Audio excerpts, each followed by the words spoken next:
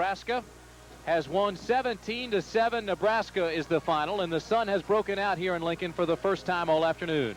You know, this has been the closest game that CU has played against Nebraska since they beat the Huskers way back in 1967. Lee Grosscup. Once again, I think it's a credit to Bill McCartney for the way he has turned the program around at the University of Colorado, and particularly if you look back to 1978, and the program has been down there. Colorado got on the board first. We thought that was paramount if they had any chance here against the Cornhuskers. Keenan, the quarterback, came in and replaced Wheeler, who was injured early in the ball game. Took him right down the field. He kept the ball on a keeper. After the fake to the fullback, it was 7-0 Colorado. Well, he did it simply by taking part 2 of the triple option, and he went to his outside, found a little daylight there, and squeezed in for the touchdown. 7-7 at the half, third quarter. Rathman, first play from scrimmage, 83 yards. A drive that took 14 seconds. Now, if he went 83 yards in 14 seconds, well, I'm telling you, they better work on his sprints. Well, he's 220 pounds, and he shows that he has more than adequate speed for a fullback. After that, Nebraska just took over. They started dominating the line of scrimmage, just bang, bang, blasting away at the Colorado defense. Don't forget, coming up on CFA College Football next week, 2 big games for you. Notre Dame, 1 today and 1 big. So maybe Jerry Faust has the Irish playing the way the Irish have in the past. They'll be playing Navy, and you'll get a chance to see Knapp, McCallum, and Florida State against Miami in that Florida rivalry down there. Florida State ranked 9th, Miami 14th. We saw Miami last week. Testaverde, big, strong quarterback. Florida State, the only team thus far to beat Nebraska. So Bobby Bowden's team can play as well. Those are the 2 games we'll have for you next week. Don't forget, though, tonight, the big one. The one we've been having fun watch, Cupper. St. Louis against Kansas City, Game 6 live. Central time is 7 o'clock. They'll go to the plate at 8 o'clock Eastern time. Al Michaels, Jim and Tim having fun with that one. Al, Jim, Tim, and Reggie, game number 6 of the Show Me series. Can't wait. I'm glad I'm in a central time zone so I can watch. Don't forget Halloween Thursday night. My 4 youngsters are ready for that. Well, I'll be flying to location. I better wear a costume on the airplane. I think all of us now better head over to the Lincoln Exchange where we can sit down and get a good seat and watch the World Series, Game 6, the Cards and Royals tonight. Well, it's been fun here, and it's been a good game. I think CU has turned the corner. Nebraska strong as always. And it's nice to be back working with you again, Tim Brandt. First time we've been in the booth together doing play-by-play in color since 1984 when we had the pleasure of working 20 United States Football League's games together, including the longest game in the history of professional football. The last time I was out here at Nebraska was Game 1 for the Huskers this year when they lost to Florida State. It was 132 degrees on the field. I was doing the sideline report. Statistically, you can see Nebraska came out when they were dead even. I mean dead flat even at halftime, and they dominated in the second half. Well, when you look at the total yards and you see 445 to 218, and as you mentioned at halftime, just about every statistical category was even, you get a sense of how explosive they can be. And Tom Osborne told us yesterday, I asked him, I said, Tom, what would be a textbook game plan? He says, well, we like to run the football. We like to control and dominate with our fullback and our I-back and throw the high percentage passes. He was not able to do that initially, but in the second half, the game plan began to materialize, and finally, the Huskers came out and wound up on top. We mentioned that Nebraska 3-0 in the Big 8 Conference. Oklahoma still unbeaten in the conference. Their only loss was last week against Miami. Colorado 2-1. Their only loss here today to Nebraska. Their other loss outside the conference was Ohio State. And Oklahoma State 1-1. Their conference loss was to the Cornhuskers of Nebraska. So Tom Osborne gets win number 124 in his great career since taking over as an assistant coach from Bob Devaney. And in 13 years, he has been one of the premier coaches in all of college football. So our congratulations to Tom Osborne and his staff, and best of luck to the Buffs. Second winningest active coach in Division 1A football. Incredible. 82% winning percentage. He underwent bypass surgery earlier this year. Looks long, lean, lanky, and a smile came across his face as Tom Rathman went down the sidelines 83 yards. Take one more look at it. It is the Chevrolet play of the game. Start out with a blocking on the left side. Left guard Brian Blankenship, number 70, is the man who throws the key block right there that springs Rathman. Rathman starts left, goes right, speed, timing, the right cut, touchdown. All over. So Nebraska wins it 17-7. Tim Brand and Lee Groscup saying so long. Let's go back to New York with Jim Lampley. ABC Sports presents College Football Scoreboard. And now, with a final look at today's scores and highlights, our studio host, Jim Lampley. All right, the desk is relatively clean. We've got more than 32 minutes. You're about to see what should be one of the all-time college football scoreboard shows. Number 1 ranked Iowa, first in both polls, and you're going to see UPI rankings here again. Beat Northwestern 49-10 today. Chuck Long with another sensational game. 19 of 26 in the air, 399 yards, 6 touchdown passes on the day. He now has 21 for the season. Robbie Bosco has 18 for Brigham Young, and he will be playing tonight. Bino Cook, the Iowa Hawkeyes have the inside track to the national championship. What do you think? Well, first, I don't know why they keep rolling it up. They had Chuck Long in there the entire game, almost the entire game, throwing touchdown passes. If Iowa goes undefeated and also wins in the Rose Bowl, Iowa will be number 1. There's no doubt about it. The Big Ten is murder this year. They deserve to be number 1. However, Iowa will not win at Ohio State next week. November 2nd, 1935, 50 years ago, Ohio State, Notre Dame in Columbus, Ohio, in one of the greatest college games of all time. Ohio State lost that game. This time, 50 years later, they're going to win. However, if Ohio State wins that game, somehow they will lose in the Rose Bowl. So Iowa is not going undefeated, but if they win every game by 1 point, they're still going to be number 1. I don't understand rolling up on these teams, Northwestern and Iowa State. I just don't understand it. He did have Long in the game well into the fourth quarter. Now let's total up where you're staked out now. You said that Penn State would play in a major bowl for the national championship. You still got a shot at that one, right?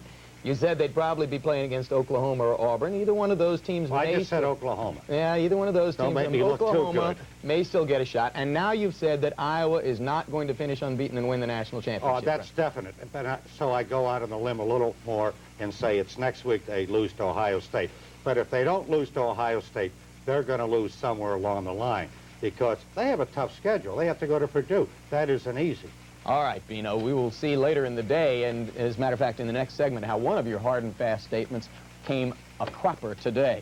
Penn State, as most of you saw, defeated West Virginia 27-0. We'll have a highlight from that game in just a moment. Colorado at Nebraska gave the Huskers a terrific battle, but fell 17-7 as third-ranked Nebraska will continue to move toward a possible 11-1 season. First quarter, Colorado took the early lead in this game. They drove 70 yards, and Craig Keenan, subbing at quarterback for the injured Mark Hatcher, went in to make it 7-0 Colorado.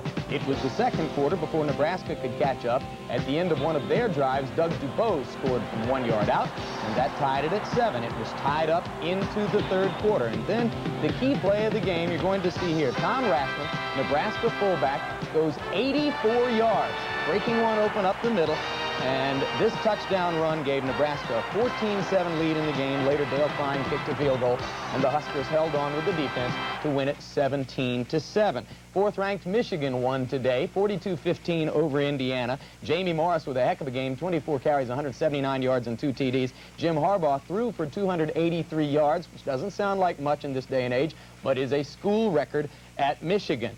Meanwhile, Auburn beat Mississippi State after struggling and falling behind 6-0 early. Bo Jackson in the game, 28 carries, 169 yards, and 2 touchdowns, and he broke the single-season Auburn rushing record previously held by James Brooks. Air Force is rolling over Utah 37-15 in the fourth quarter. The Falcons are going to take over the Western Athletic Conference lead because Brigham Young, which plays tonight against Texas El Paso, has played 1 fewer conference game than Air Force. So even if they win tonight, the Cougars will still be 1 half game behind Air Force in the Western Athletic Conference. And Doug Flutie, going back to a comment you made in pregame today, the way the polls work, if you're going to lose, you want to lose early.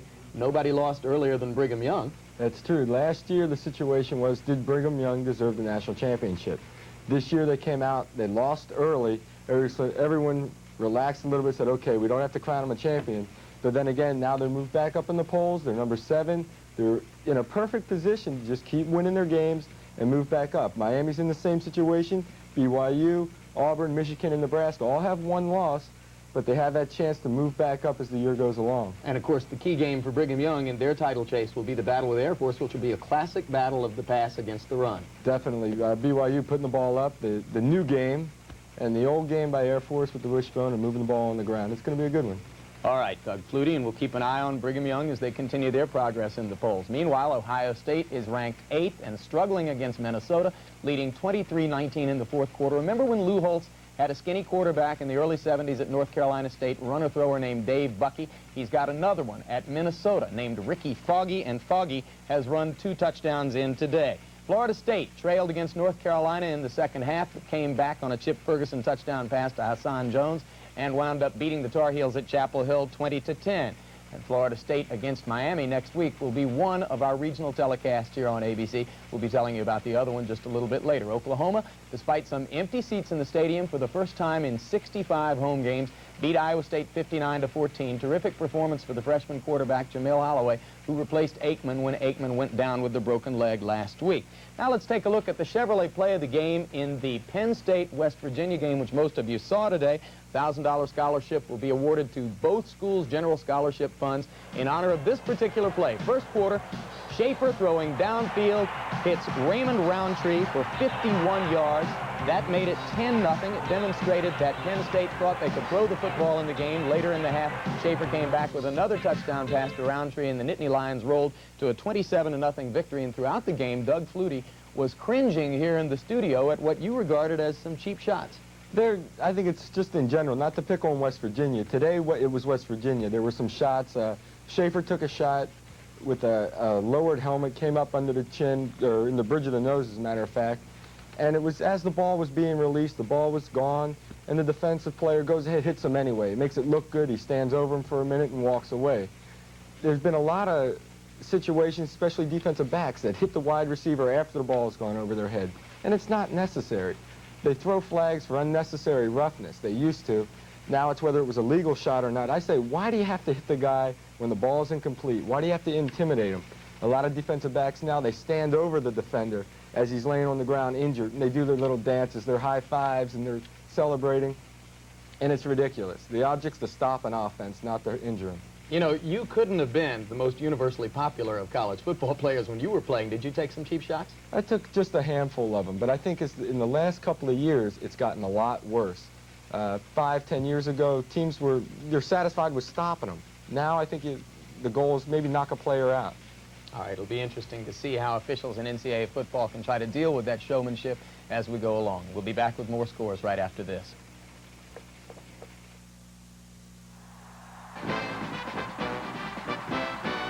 College Football Scoreboard is being brought to you by Owens Corning. Our building products put your house in the paint.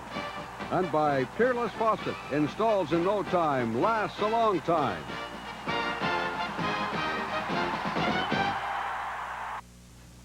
Some of you may have missed our pregame show in which Beano Cook said there's never been a bad Humphrey Bogart movie and there's never been a bad Notre Dame Southern Cal game. Well, there still hasn't been a bad Humphrey Bogart movie, but today Notre Dame rolled over Southern Cal in a game which was over almost as soon as it began. Southern Cal fumbled the opening kickoff. Notre Dame recovered at the 3. Alan Pinkett took it in from 3 yards out. The Irish were on top 7-0. Then, very shortly after that, still in the first quarter, the Irish drove 71 yards in 9 plays. Berline went in from 6 yards out. What I'm told was the first rushing touchdown of his career, and the Irish led it 14-0. There was a field goal for Kearney, and then Frank Stams ran in from 5 yards out. At halftime, Notre Dame led 24-0, and at that point, they changed from these lovely blue jerseys to this kind of iridescent green artificial turf color for the second half. One of the weirdest psychological ploys of all time. Faust changing his team from blue to green jerseys while leading 27-0. They went on to get this touchdown pass from Andrasak to Joe Williams in the second half, and the Irish wound up winning the game 37-3, and very shortly after that, Notre Dame coach Jerry Faust was gracious enough to give us a call and talk about that win. Jerry Faust, congratulations on your team's victory over Southern Cal today. One question I must ask you. With the big halftime lead, you went ahead and switched from blue jerseys to green jerseys. What was the plan? Well, I didn't want to take any chances in the second half. The team played very well both halves of the game, but we just didn't want to take any chance. They were very potent offense, Southern Cal, and also their defense is one of the better, in the nation. They were 5th ranked defensively, and so we just didn't want to take any chance at all letting that game get out of our grasp, and I thought possibly that it would stir the fans up, which it did. But we told the players that it's not the jersey, it's the heart underneath the jersey that wins the football games, and so therefore they played very well. Our defense played excellent the second half, and our offense played ball control, and so we were very happy with the victory over a real good Southern Cal football team. And now next week you will be taking on Navy and Napoleon McCallum. I know you want to enjoy this victory right now, but obviously we look ahead to that one because we're going to be televising it. What are your thoughts about Navy at this moment? Well, we had a real tough game with them last year. We won the last second of the game, 18-17 up there at the Meadow last year, and so therefore we came off of a big victory last year, and I think they came off of a tie with Pitt last year, 28-28. And so we know we're going to be in for a real ball game, and Napoleon's an excellent running back. Burns, our quarterback, is an excellent thrower. So we're really concerned about it, but I'm going to enjoy this for 24 hours, and then we'll start worrying about the Naval Academy. Two terrific senior running backs who've meant a lot to college football. Alan Pinkett of Notre Dame against Napoleon McCallum of Navy.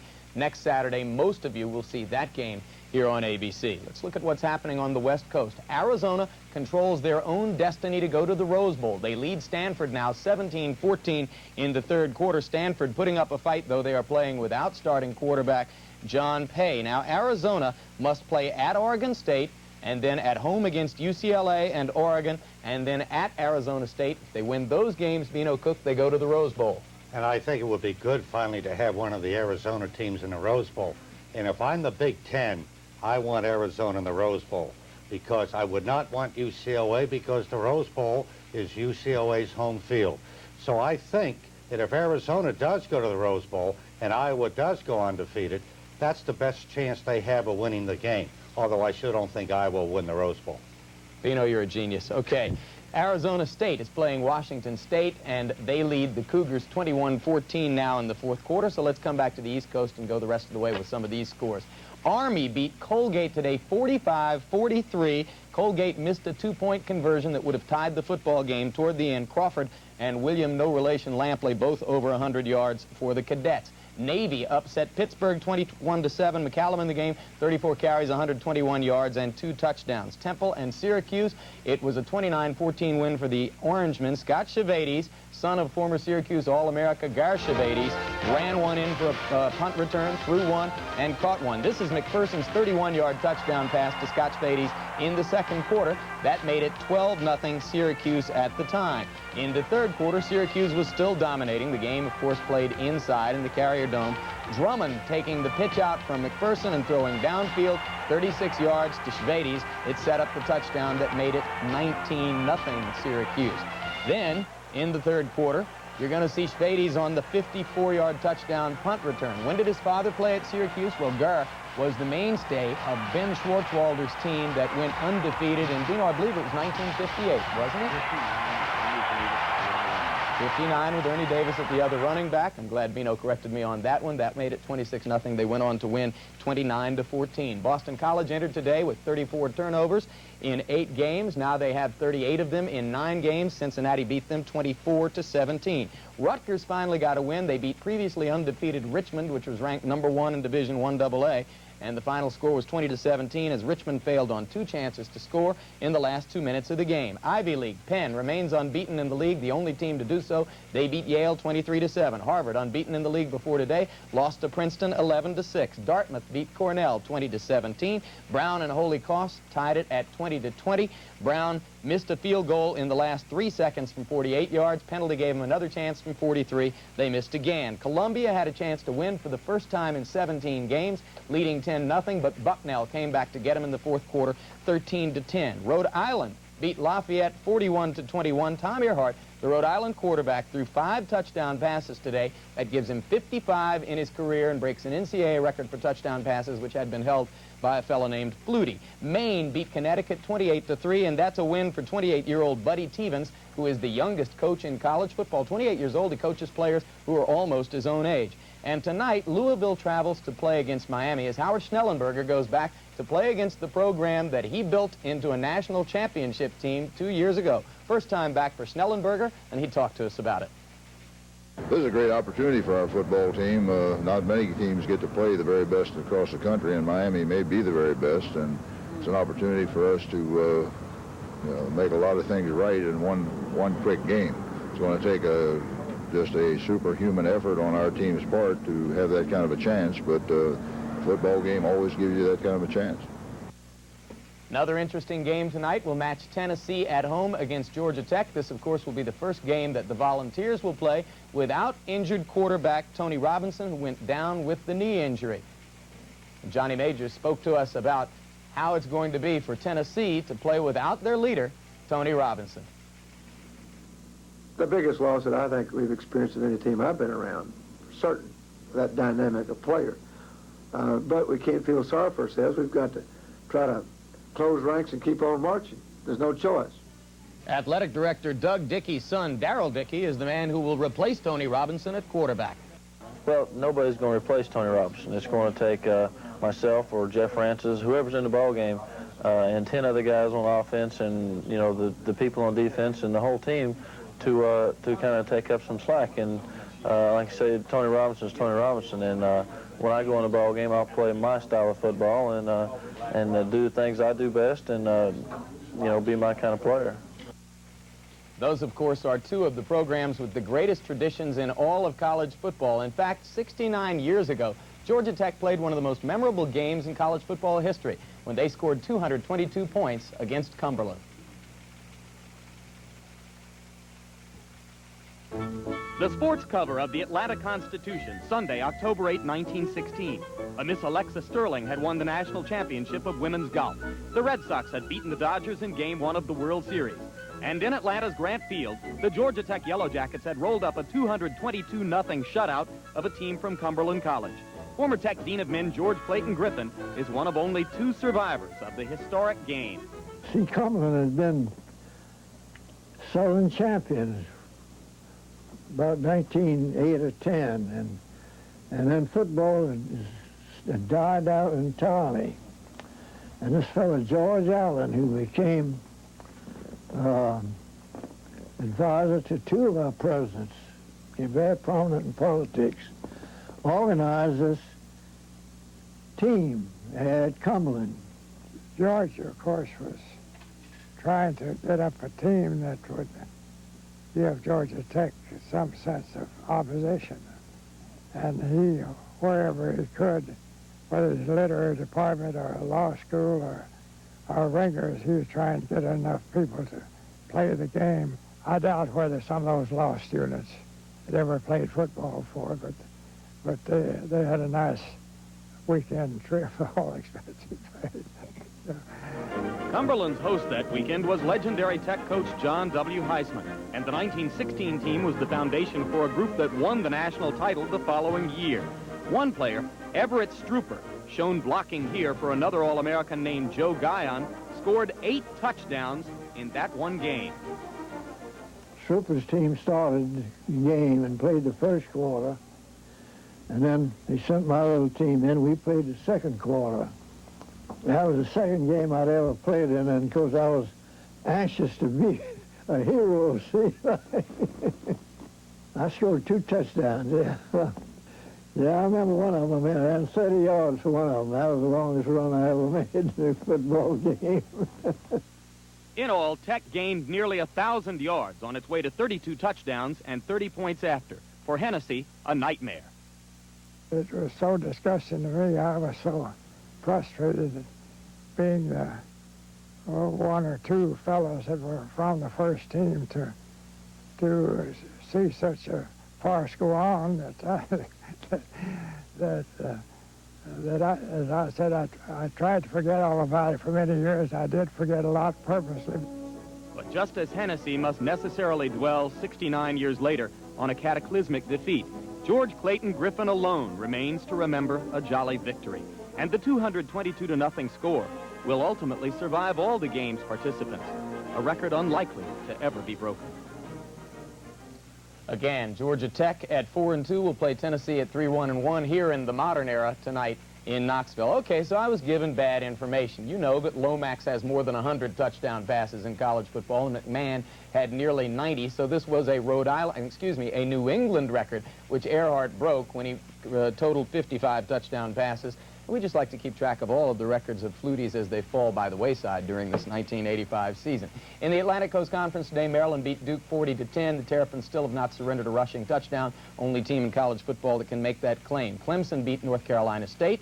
And if you were with us earlier, you've already heard that Clemson is now 35-1-1 in the 37 games under Coach Danny Ford in which they have turned the ball over less than the opposition. North Carolina State is incidentally denying rumors today that Steve Spurrier is headed there as head coach to replace the beleaguered Tom Reed. Virginia got a much-needed win after losing 3 of 4. They beat Wake Forest 20-18 today. Poor Wake Forest is down to its third-string quarterback, having lost both Boy White and Jamie Harris to injury. Florida beat Virginia Tech 35-18. How good are the Gators? They had 505 yards total offense, 255 rushing, 250 passing, and today Neil Anderson was more of a decoy as John L. Williams carried the rushing load for the Gators. They hadn't lost in 17 straight games. Georgia beat Kentucky 26-6, and Dooley is now 19-3 against the Kentucky Wildcats. Alabama beat Memphis State 28-9.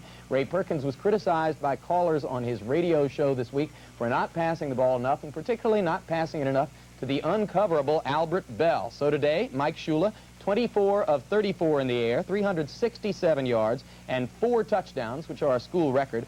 Bell caught 5 passes for 92 yards and 1 touchdown. Ole Miss won 35-7 in Oxford against Vanderbilt. The return of Kent Austin, who had been out for a few weeks with injury. 18 of 26 today, 256 yards and 3 touchdowns. South Carolina came off an idle week, beat East Carolina 52-10, so they're now 4-3.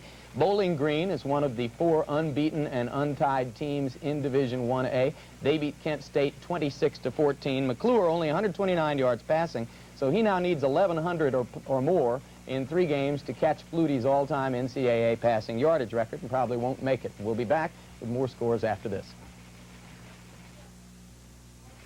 Once again, we remind you the 6th game of the World Series will be here tonight, Kansas City and St. Louis at 8 p.m. Eastern, 7 o'clock Central Time. And the other night you heard Al Michaels suggest that it would be here on the college football scoreboard that you'd hear about the birth of Brett Saberhagen and Janine Saberhagen's new child.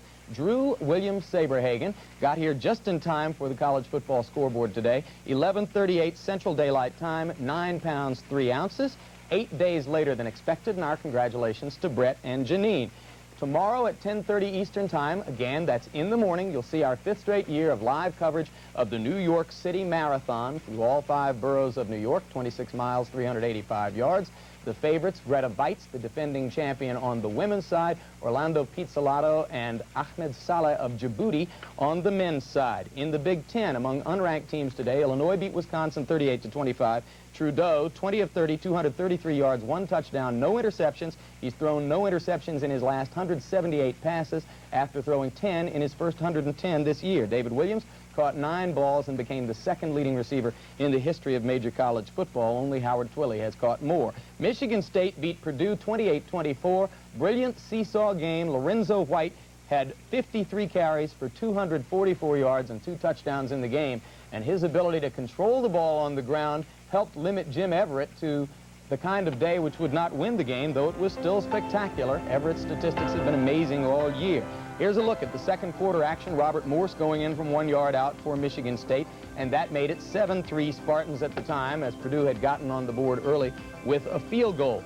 Then in the 2nd quarter, still, Purdue came back, and Everett capped off a drive with this 5-yard touchdown pass to Ray Wallace. It was 10-7 Boilermakers at that point. The game was being played in West Lafayette, Indiana. In the 3rd quarter, Lorenzo White with this run put Michigan State back on top at 14-10.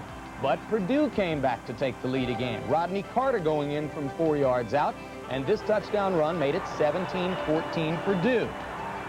The Boilermakers would make it 24-14. Then White went in from 7 yards out here, and that made it 24-21 and set up the climax. David Yarima had been out for several weeks with the shoulder injury. He returned today and played very well. And with 8 seconds left, Yarima completed this touchdown pass to Butch Roll to give Michigan State the 28-24 win. Everett, incidentally, in the ball game, 34 of 51, 15 yards, 1 touchdown and 1 interception. Oklahoma State struggled against Kansas, which is having its most impressive season in years, but finally the Cowboys won it 17-10. Let's look at what happened there. In the first quarter, Kansas took the lead. You're going to see Mike Norseth, one of the better little-known quarterbacks in the country, throwing a 36-yard touchdown pass to Willie Vaughn, and the Jayhawks, gunning for their 6th win of the year, led at that point 7-0. But Oklahoma State is 4-1 coming in. Ronnie Williams, who's back after having suffered a broken jaw early in the season, threw this 16-yard touchdown pass to Terry Waymer, and that tied it up at 7-7. In the fourth quarter, Oklahoma State snapped a 10-10 tie, 45-yard touchdown drive. Thurman Thomas scoring from 1 yard out. Thomas had 43 of the 45 yards in the drive. Winless Kansas State played winless Missouri, and Missouri is still winless. Kansas State winning 20-17 on a John Welch to Todd Elder 10-yard pass with 1 minute and 14 seconds to go. Missouri, without a win under new head coach Woody Widenhofer, got a desultory day at quarterback from Warren Seitz, who replaced Marlon Adler last week. Texas at SMU in the Southwest Conference grudge match, and the Ponies got a lot of revenge for what they feel has been Texas' effort to cast them in a bad light with the NCAA. Reggie Dupard scored 3 touchdowns in the game and rushed for 117 yards as the Mustangs rolled up their biggest margin ever over the Longhorns, 44-14. They've been playing for 69 years. Texas A&M beat Rice 43-28, and Texas A&M has an outside shot at the Cotton Bowl as they are now 3-1 in the conference, but the only loss was to Baylor, which has the inside track. In fact, Baylor beat TCU 45-zip. Now the only unbeaten team within the Southwest Conference. They go to the Cotton Bowl if they can beat Arkansas at home in 2 weeks, then Rice at home, and then win at Austin in their last game of the season. And Arkansas bounced back from last week's loss to Texas as they beat Houston 57-27 today. Arkansas had over 500 yards of total offense in that game. All right, we've got time to wrap up the day one more time and give you a little bit more input when we come back after this. All right, quickly, let's update those scores which have changed while we were going through the whole list. Ohio State now leads Minnesota 23-19, less than 1 minute to go in the fourth quarter. The Buckeyes' go-ahead touchdown was scored by Workman. They missed a 2-point conversion try, which would have upped that lead to 6 points. Regardless of whether Minnesota wins or loses, you have to say that Holtz is a miracle worker in his first 2 or 3 years at a program. Things tend to change a little bit once the team he's coaching becomes an established power and is no longer an underdog in most of its games. Out on the West Coast at Stanford, Stanford now leads Arizona 21-17 in the fourth quarter, so Stanford has a shot at throwing a roadblock in front of Arizona's potential Rose Bowl Express. And Arizona State and Washington State, it's now 21-16, and that score is final as Arizona State moves to 5-2 on the season, and Washington State, surprisingly, drops to 2-6 after much expectation before the season. Bino, we got about a minute and a half. You sit here every Saturday and watch lots of games. The subject is always asked of me, what about officials' instant replay? In other words, television use of calls to correct officials' calls. I don't think so, because you could have a riot if for some reason a camera was wrong and somebody else had the different angle and it showed correctly. The next week or the next season, that network came in, whether it be CBS or ABC, it would be blown up in a town like, say, Columbus or South Bend, who went against one of those schools. So sometimes the camera can be wrong, although it looks right, and that's why I'm against it. All right, now only God can call the replay correctly. Yeah, but let me introduce you to Doug Flutie. Have you met Doug over here? Doug has the opposite point of view. Yeah, well, we all know Bino's a genius, but I disagree with him on this one. You got it. The players want the right call made. They don't care what it is. Oh, I say the right call. If you all knew it'd be the right call, Doug. But the camera angle might not be right. Let's say it went against you. We had it this year in the USFL, and we seemed to like it a lot. There were a lot of overrulings, and everyone seemed to be happy with them. All right. That's the first time all year that they've argued with each other right in front of me, and I kind of like it. But they do it all the time when we're not on the air. World Series tonight, Game 6 from Kansas City. Charlie Leibrandt going once again for the Royals the heartbreak loser in Game 2 as they try to prolong the series at 8 o'clock Eastern, 7 o'clock Central Time on Game 6 of the World Series tonight. Be with us, okay?